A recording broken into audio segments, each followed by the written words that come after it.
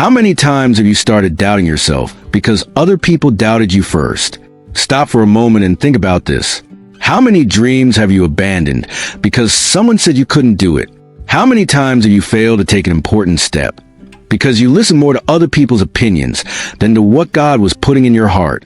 Perhaps you are experiencing exactly that right now.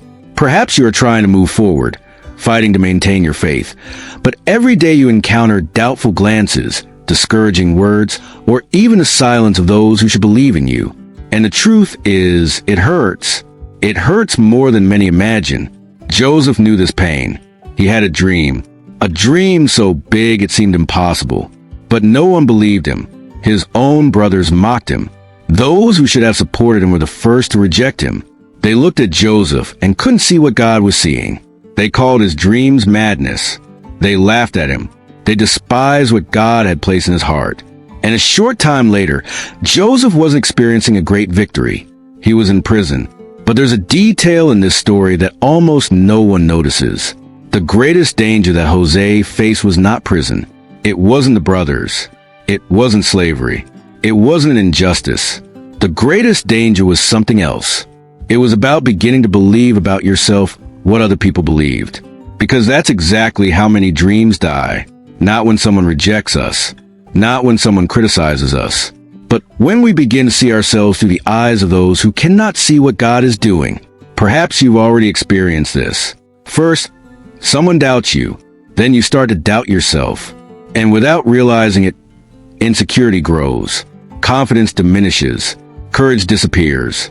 And what seemed possible begins to seem distant. Have you ever noticed how this happens?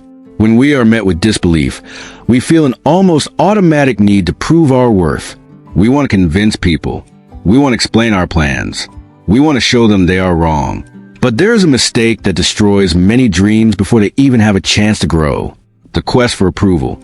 Many people spend years trying to convince those who will never understand their journey. They waste energy trying to gain recognition while losing sight of what truly matters.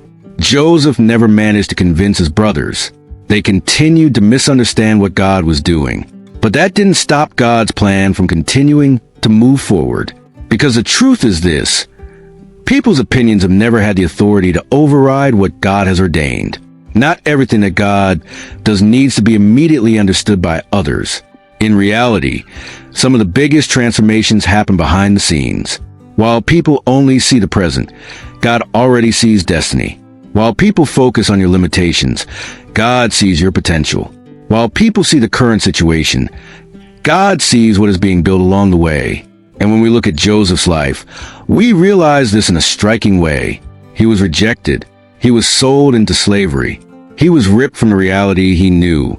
He was unjustly accused. He was forgotten inside a prison. But there is something extraordinary about this whole story.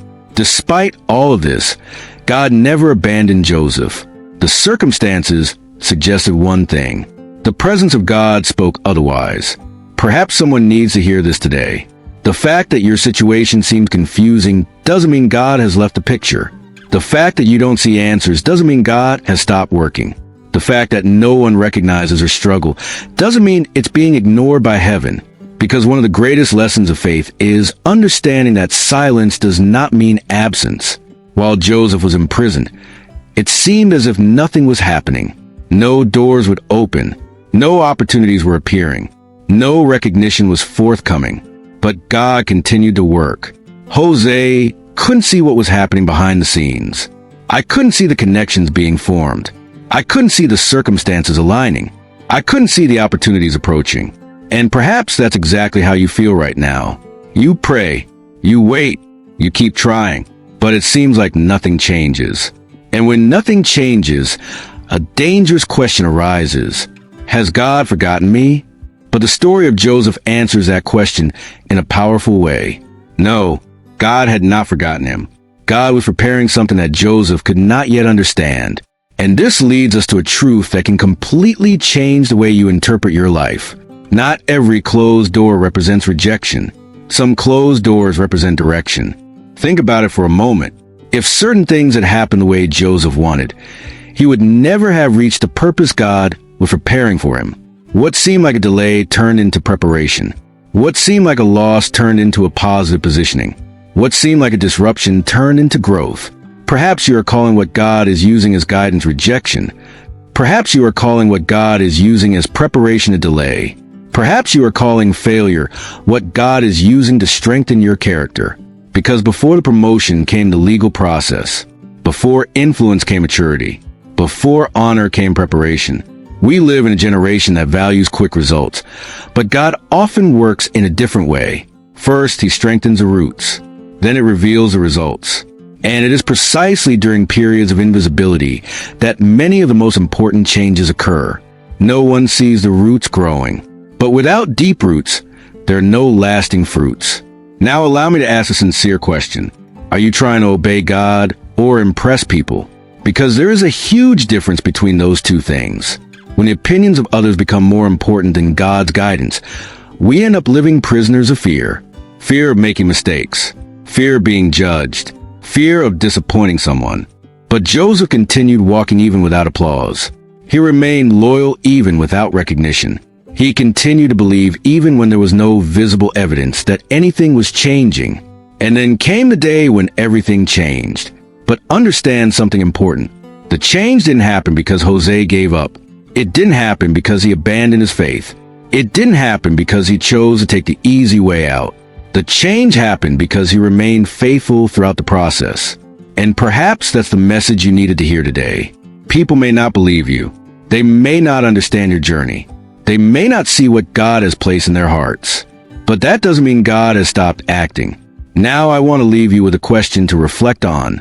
If no one believed in you for the next 5 years, would you still believe in what God has placed in your heart? Think about that for a moment. Because true faith is not born when everyone is supportive. It is born when no one supports you, and yet you continue. Perhaps you've come this far because you're tired of being disbelieved. Perhaps you're going through a phase where it seems like no one understands your struggle. But Joseph's story reminds us of a powerful truth. People may not see what God is building, but that doesn't mean God has stopped working. Keep walking. Keep learning. Keep growing. Keep trusting. If this message resonated with you, write just one word in the comments. Continuous. I want to see how many people have decided to keep going even when nobody believes in them. If this content has brought value to your life, please leave a like. This helps this message reach other people who may be facing the exact same battle. And if you'd like to see more reflections like this, you can subscribe to the channel. There's still many stories, principles, and biblical truths that can strengthen your walk. Now, a video is appearing on the screen that perfectly complements this conversation. Click on it and stay with me, because the next reflection might bring the answer you're still looking for.